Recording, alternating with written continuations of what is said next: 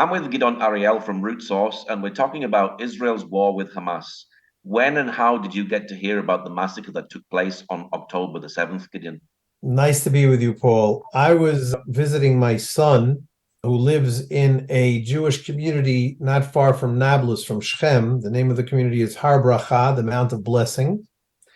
And my wife and I were there because we're at this point a little bit empty nesters. So we decided to go to my son. And at the end of the morning prayer, the director of the mayor, if you will, of the community, it's a small community, only about 300 families, came into the synagogue where we were praying and said, listen, everybody, an emergency has been declared in Israel. Perhaps some 100 people have been killed in the south. There are missiles going off all over Israel. Anybody who needs to report to their reserves unit should check out now, turn on your phones. People who are on the emergency response team in our community should report to the commander of that team, and maybe they will start walking around with more ammunition or something like that. But everybody else should continue to, as much as they can, to enjoy the holiday. And so that was about 10:30 in the morning that Saturday. On Saturday night, we turned on our phones. Until then, we really had a lovely Shabbat, I have to admit. I mean, people were walking around with uniforms on, which is not especially out of the ordinary. And from time to time, we would everybody would stand around with other people saying, did you hear any news? Did you hear any news? But we tried to be quiet about it to our own ears, my wife and I. On Saturday night, I turned on my WhatsApp. I had about 150 messages. Wow. And in fact, in the community that I do live in, I live in a place called Ma'alei Hever, which is just by Hebron. For your listeners who are familiar with the map of Israel, you know, the West Bank, Judea and Samaria, I live smack in the middle of Judea. The bottom half of the backwards B is the way that I like to describe it. And my son Akiva, where we spent Shabbat in Har Bracha, is smack in the middle of the top half of the backwards B. So it was about an hour and a half drive or so home on Saturday night. But we had found out that an alarm was set off in our community of Ma'alei Hever.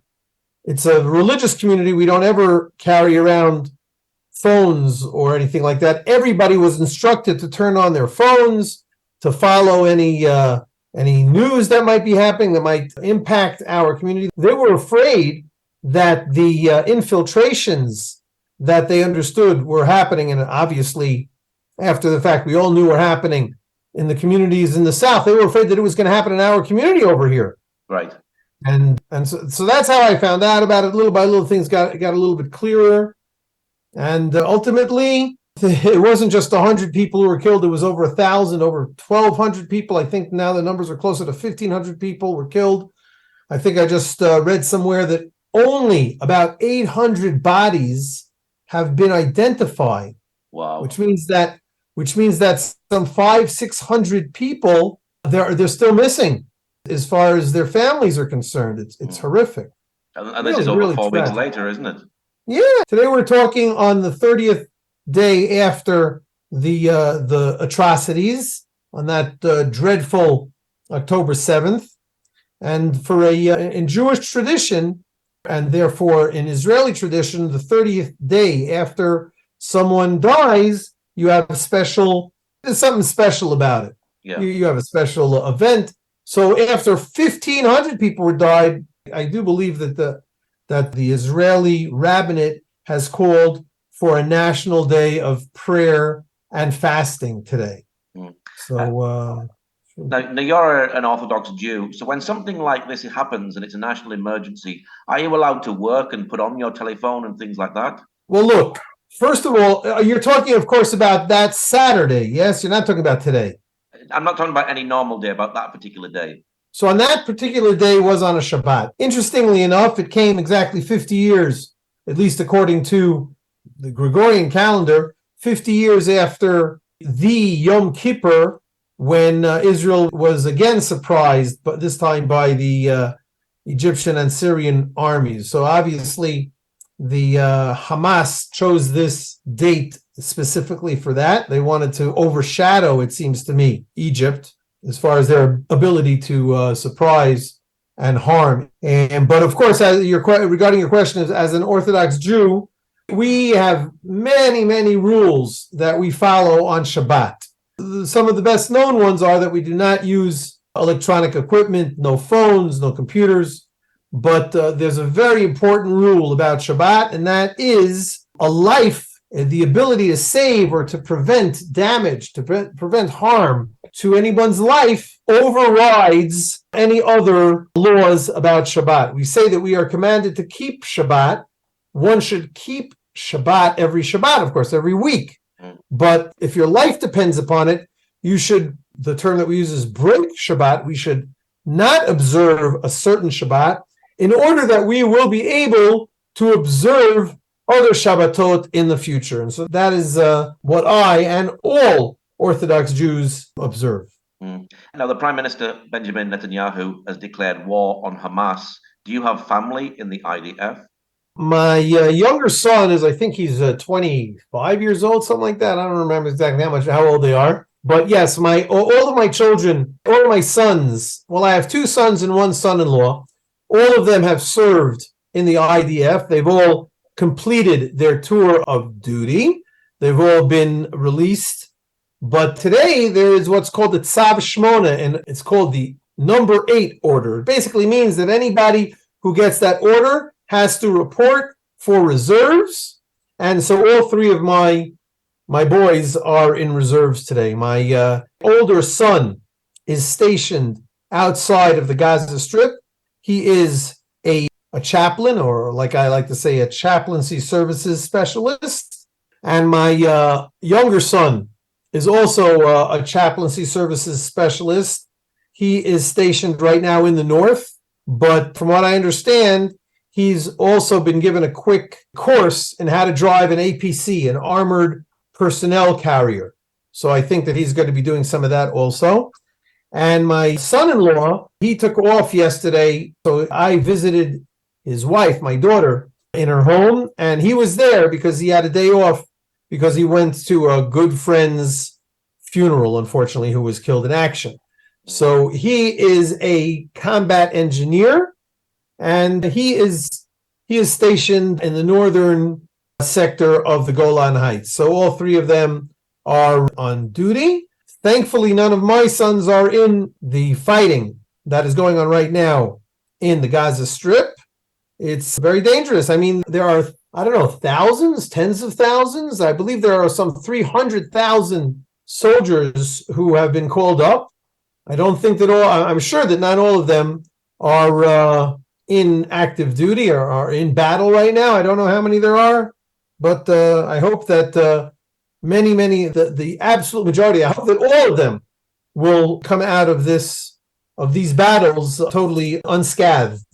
This must be a very worrying time for you as a father and your wife as a mother, seeing your sons going off to war. They may not be fighting directly, but you don't know where things are going to turn, do you? Listen, obviously you don't know. They're in harm's way. I'm living in the, I'm making air quotes right now, the very dangerous area of Judea and Samaria. Right now, Judea and Samaria, I think, are the safest places to be.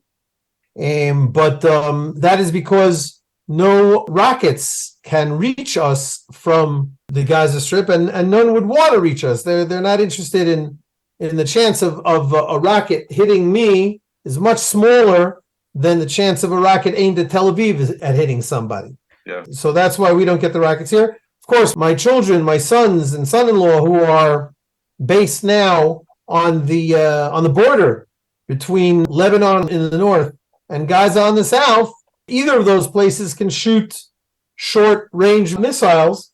And I think that one of my sons only hinted that, in fact, one was shot towards him, and he ran together with his colleagues into a safe room, a shelter. A bomb shelter. So a bomb shelter. So far they're doing okay. I'm in touch with them frequently. But I personally have already attended 2 funerals of soldiers who were killed in battle within the past week. Wow. And I wasn't the only one there. There were thousands and thousands of people. I'm sure one of the soldiers was the son of a cousin of mine. So that was a family relationship. And the other was a good friend of my daughter-in-law's. So I was in Jerusalem anyway, so I attended it. And thousands, it was standing room only in both of these funerals. They were both held in the National Military Cemetery on Mount Herzl in Jerusalem. Of course, there are military cemeteries in virtually every city in Israel, but this is the number one military cemetery.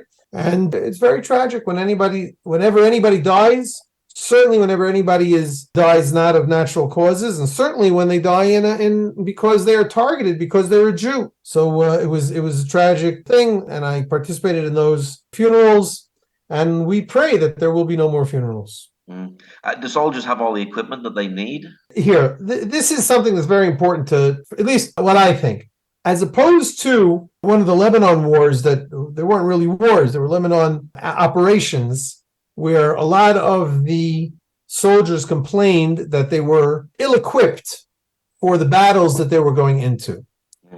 I didn't hear any of that going on in the current events. First of all, we did not really start active fighting until a week ago, I think. I think there's been a week of active fighting. So there were 3 weeks that people were in preparation. That being said, some people said, you know what, if I go into battle, I don't have a ceramic vest, a bulletproof vest. So I want one like that if I go into battle. However, you're not going into battle yet. So maybe the people who make the decisions will take that into consideration. I don't think that anybody is going to be sent into battle without being properly prepared this time. That being said, we've seen the mobilization, the calling up of some 300,000 reserve soldiers. So I'm sure that they don't have ceramic vests for 300,000 people. Yeah. So, I mean, it's only whatever it is. So on the one hand, people say, here's a chance for me to get stuff. On the other hand, here's a chance for people out abroad. Here's a chance for me to give stuff. So you try to make it as dramatic as you can. Now, I definitely think that people can spend their charity dollars in worse places, but I do think that it's the best thing that you can do is to double check who you're giving to. I will just mention now a website that I trust very much because I know the people there personally. Again, I'm not saying that most of the websites aren't dependable, but this website is called Yashar LaChayal. No, it's a little bit hard to spell it out. It's YASHAR.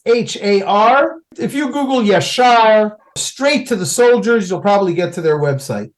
And that is one that I'm confident that whatever they are raising money for is maybe not absolute, without which we would not be able to survive. We would not be able to do a good job, but it's very helpful. Yeah. And so that's something that I can recommend. Now, the world is calling for a ceasefire. Should Israel cease fire at this moment? Let me clarify. The world is not calling for a ceasefire. Some people in the world are calling for ceasefire. And I do believe that there are some political leaders who have various political pressures and rationales and interests for calling for a ceasefire. But people who care about Israel, people who care about peace, people who really care about the Palestinians, and ultimately people who care about the longer term needs of the Western world are not calling for a ceasefire now, because a ceasefire means we cease and they fire. The Hamas has revealed itself to be worse than the Nazis, and we did not do ceasefires with the Nazis in World War II. We made sure to battle with them until they surrendered completely. And that is what Israel today, as both the front line of this war against modern-day Nazis and the representatives of the free world against them. That is what we are doing. Only Israel's soldiers are in there. Instead of calling for a ceasefire, the civilized world should only support Israel. I saw something, a little bit of wartime humor. You have these, prove that you're a human. Please click the button, check the box below to prove that you're a human. So the box said, I support Israel, because only people who support Israel really express their humanity in the situation that we're talking about today. And does Israel need to completely destroy Hamas? And will that bring peace to both the Palestinians and Israel? That was a softball question, Paul. Absolutely. Israel needs to absolutely decimate the Hamas. Every time the prime minister has a press conference, it's not only a press conference, he speaks to the nation. Every single time he clarifies that is the goal of this war, to decimate the Hamas. And that is the only way that there will be peace, because the people who are suffering most from the Hamas are the Palestinians in Gaza itself. And while tragically we cannot tell who in Hamas are poor civilian victims and who are Hamas supporters, at the very least, we have to get rid of all Hamas militants, and then we'll be able to figure out what's going to happen next. Now, many years ago, Israel pulled out of Gaza. Was that a big mistake? You're asking my opinion, of course, and I thought it was a big mistake while it was happening. I worked together with thousands of activists. I volunteered together with thousands of activists to see what we could do to stop that tragic mistake. And today, unfortunately, not only today, when that plan was being debated in the Knesset, the supporters of the plan said a single rocket will be fired from the Gaza Strip upon Israel, and then we will go in and reconquer Gaza. Well, that didn't happen then, and only too worried that it isn't going to happen now. I believe that we must reconquer Gaza. I believe that we must reaffirm and resettle the Jewish settlements, the Jewish communities that were built in Gaza then, and they must be built and re-strengthened even more so, because only where there are Jews does the IDF recognize how important it is for them to be there. If there are no Jewish settlements in a place in Israel, then there will be no IDF or other Israeli security forces supporting and making sure that there will be no enemies in Israel in that place. So that is what is important. Unfortunately, it was a tragic mistake. It wasn't only tragic from October 7th did it become clear to that. It was clear from day one. But today, more and more Israelis, I think, are waking up to that fact. And hopefully we'll be able to see that some walking back of that mistake will be able to happen. Now, you are root source and you have a relationship with Christians all around the world. Are Christians standing with Israel at this moment? Thank you. The website that I run is called Root Source. That's root as in tree, source like water, root-source.com. I'm a member of a WhatsApp group with dozens of Christians and Jews who are friends with each other. The name of the WhatsApp group is even called Among Friends. And I see thousands and tens of thousands and hundreds of thousands of Christians who are standing with Israel today. And I think that this is the time for Christians to recognize, am I a sheep or am I a goat? Am I doing what God wants for me? Am I supporting Israel? Am I expressing my humanity there? Now, I recognize that many Christians feel that they must be pacifists, that any destruction of any kind of life is against what Jesus taught. But that's not true. Jesus taught the Bible. And as it says in the book of Ecclesiastes, there's a time for everything, a time for love, a time for hate, a life for hugging, a life for stuff. But the end of that poem in the book of Ecclesiastes, as you know, there's a time for war and there's a time for peace. Now is a time for war in order for there to bring peace. And I'm confident that most of your listeners recognize that. And I hope that now all of them will. What's your prayer, finally, for the situation at the moment? My prayer is that somehow, it's a very tough prayer, but God can do anything, somehow the leadership of Hamas will say, we've had enough of this. We are going to have an unconditional surrender. As soon as there will be an unconditional surrender, then there will be no more bloodshed, because Israel is only fighting in order to bring about that no more bloodshed.